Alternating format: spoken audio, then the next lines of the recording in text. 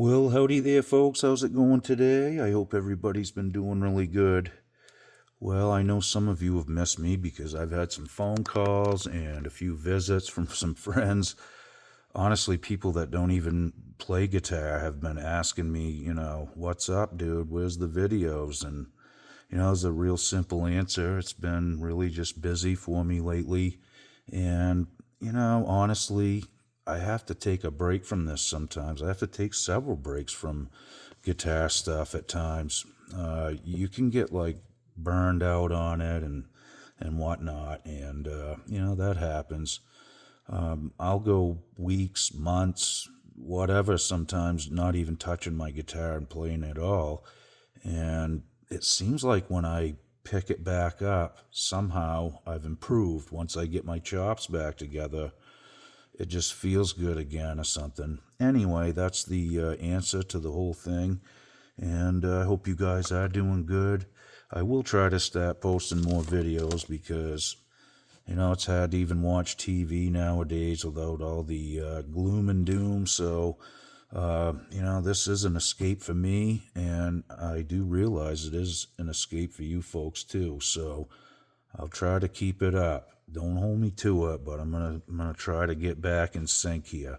All right, we're gonna start up right where I left off. The stuff's still right on the bench, obviously. So in the last video, what we did, we took a 4-wire humbucker, and I showed you guys how to trace out the wires and tell which wires go to which coil.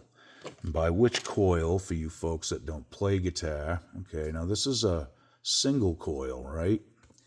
If you look at this one, you can't see the other coil in there, but there's 2 of these in there, and this one has screws in it so you can adjust the heights of it. So they call it a screw coil and a slug coil.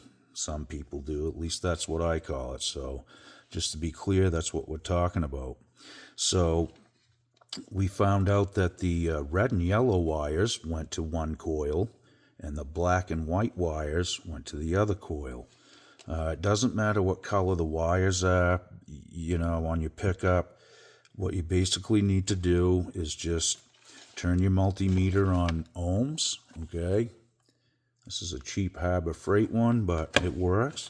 And, hook onto one color wire, and then take the other lead from the meter and just start touching the other wires. When you get a reading, you know that those 2 wires are connected.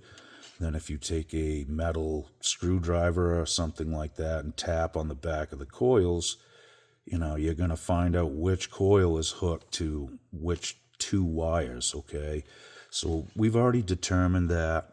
Now, I did show you how to find out the polarity of them as well, which one's positive, which one's negative. I'm not going to go through that again, but if you want to check that out in my previous video, feel free. So, you need to write these down once you get these values and which wires are paired up together. Okay, so it's really a 5-wire, not a 4-wire pickup, because you do have a ground, a bare ground wire too. But I've just got that coiled up for now. So basically, what I'm going to end up doing with this, and the nice thing about a 4-wire pickup versus a 3-wire pickup, is you have the ability to run one coil at a time.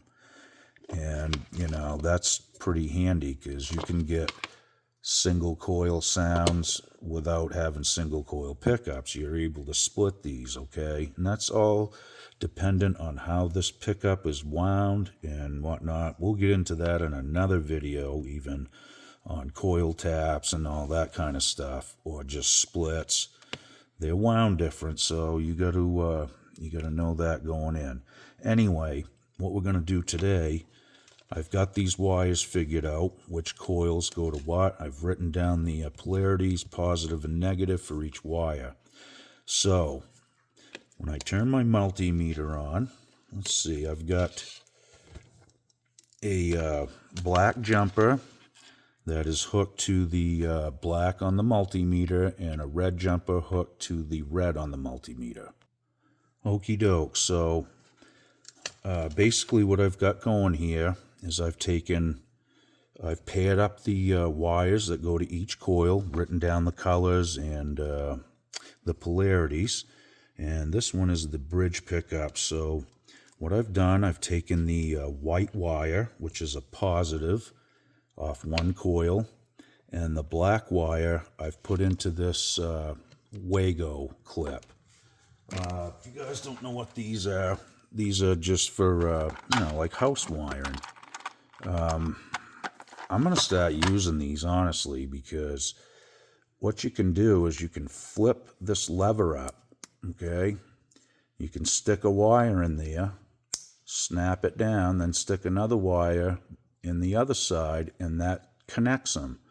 They make 2s, 3, 5s. You can get bigger ones if you want to run all your grounds into one.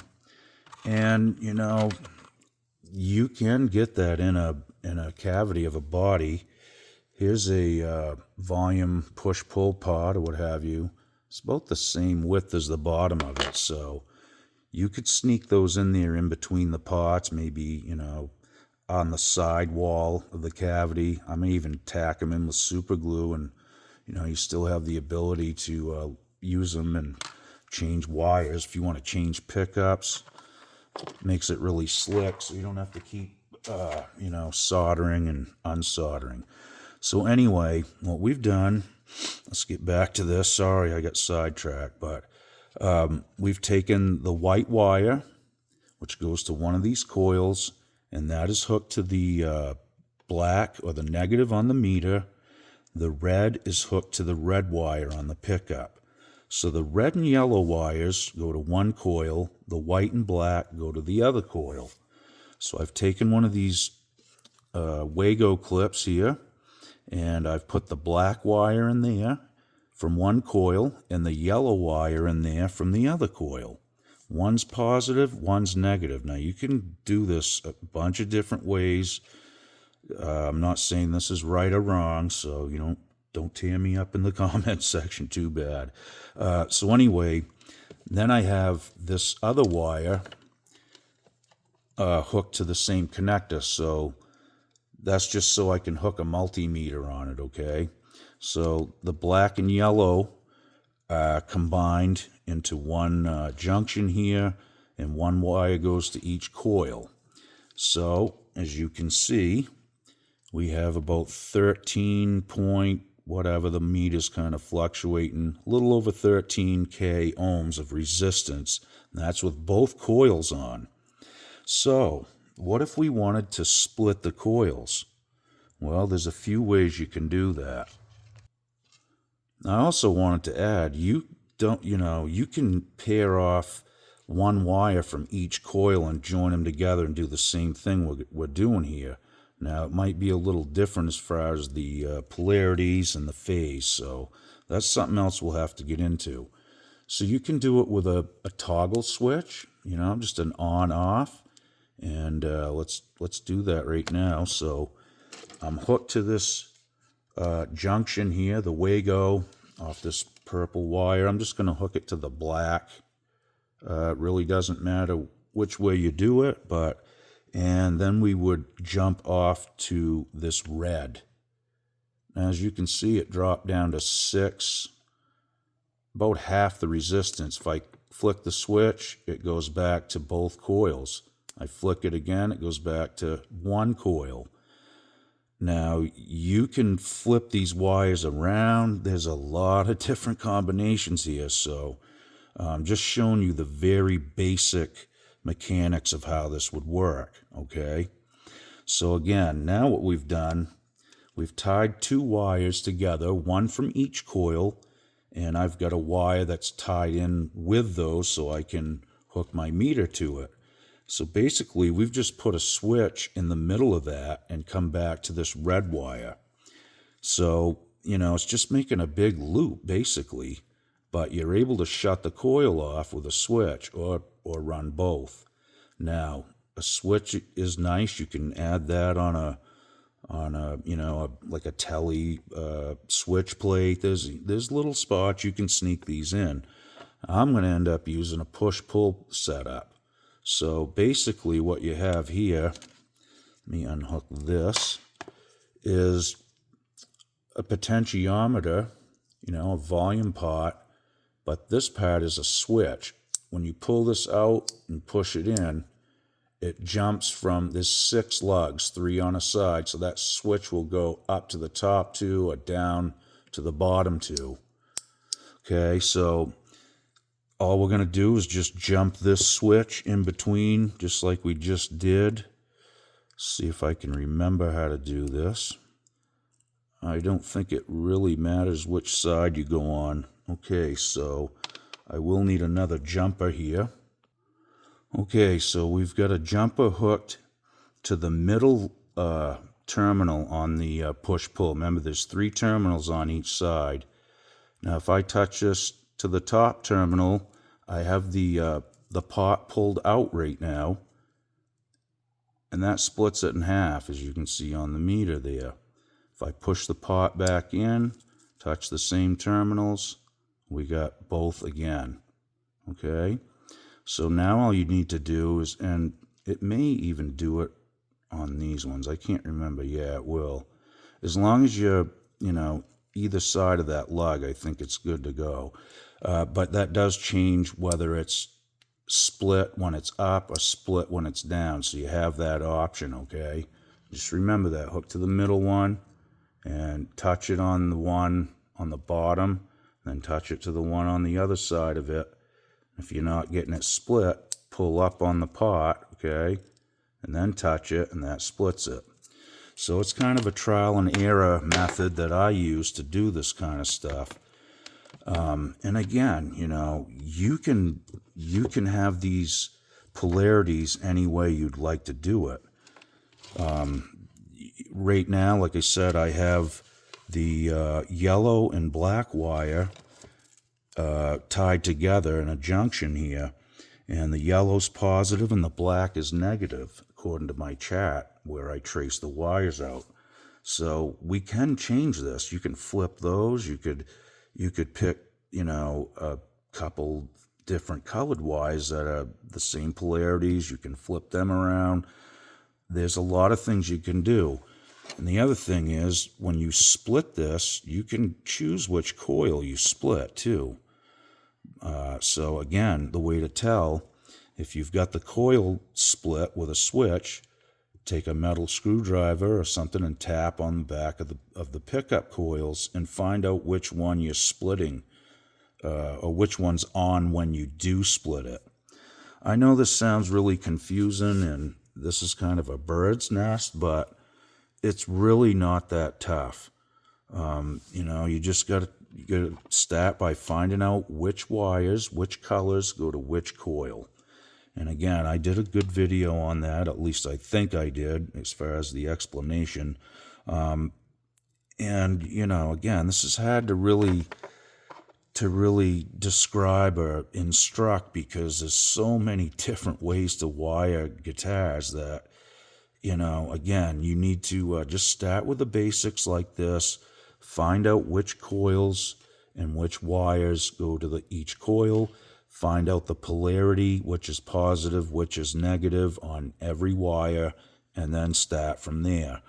And that's really the biggest hurdle that most people face, or at least I did when I first started messing around, splitting pickups and working with pickups that had coil taps and what have you.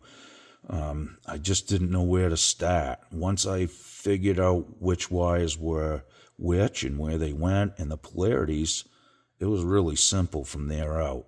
It's really no different than having a signal over here and one over here, and you could just touch them together and connect them, or you can put a switch in between them. So they're not connected at one point, and when you flip the switch, they are connected. It's really that simple. And once you get this orientated the way you want, so say I want it to split when I pull it up. Now I'd be on a single coil. When I push it down, I'm back to both coils. You could have it both coils up, single coil down. There's, sky's the limit. Just experiment with this stuff and get it to the way that you like it. And again, you can use, just a regular on-off switch with 2 terminals on it. It's pretty simple. And once you get, past this first little hurdle, it should make sense. And it really, again, is not that complicated. It's a little overwhelming when you first look at it and you have no direction. But, thankfully, YouTube and there's a lot of people out there that probably can explain this a lot better than I can too. So feel free to shop around out there and look at some other videos. Hopefully this gets you guys through the first little hump and get you on your way. I'm going to unhook all this stuff and actually draw out a schematic, a real basic one of what I'm doing, just so when I get it all done, if there's something that's off or whatever, I'll at least have that diagram to look at rather than having this in the guitar and trying to figure all that out, okay? So that's another good thing. Try to keep track of what you're doing. Actually drawing it out really helps you understand what's going on. At least in my case it did. I'm a real hands-on guy. It's tough for me to read something in a book and flip it around in my head. I've never been able to do that. It's just one of those things. Either you have that gift or you don't. But once I see it and I get my hands on it and I'm working through it, well, then it makes sense to me and it becomes easy. So sometimes what I'm getting at is you just need to take that leap. Don't be scared and get in there and try it. And I'll bet you dollars to donuts you're gonna figure it out eventually. It's just trial and error, like I said. Don't give up. You may stumble onto something cool. You're not gonna probably do anything that hasn't been done, and I'm not going to either. But I would like to make this point. If you do something, different, maybe some series parallel or a phase flip or something like that, it may not sound good in your guitar, but if you do it in a different guitar, you might stumble onto something really magical, and that has happened to me by accident.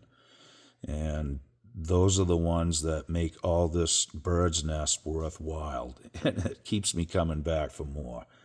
All right, well, I'll try to get some new stuff going for you guys. I'm going to probably shoot another video, an extension of this video, actually, and go through, wiring, how I'm going to try this. And this may get changed down the road. We'll talk a little bit about capacitors and tone circuits and that kind of stuff. It's really hard to do it all in one video, so you got to bear with me, and we'll just take it slow. And that's another thing, this isn't a race. It's not a thing that you're just going to, read once and, well, maybe you will, but 9 times out of 10, it takes some, hands-on and a good visual of what's going on to really grasp it, I guess. Okay, enough yakking and blabbing. I'll see you guys real soon. Be good. Okie doke.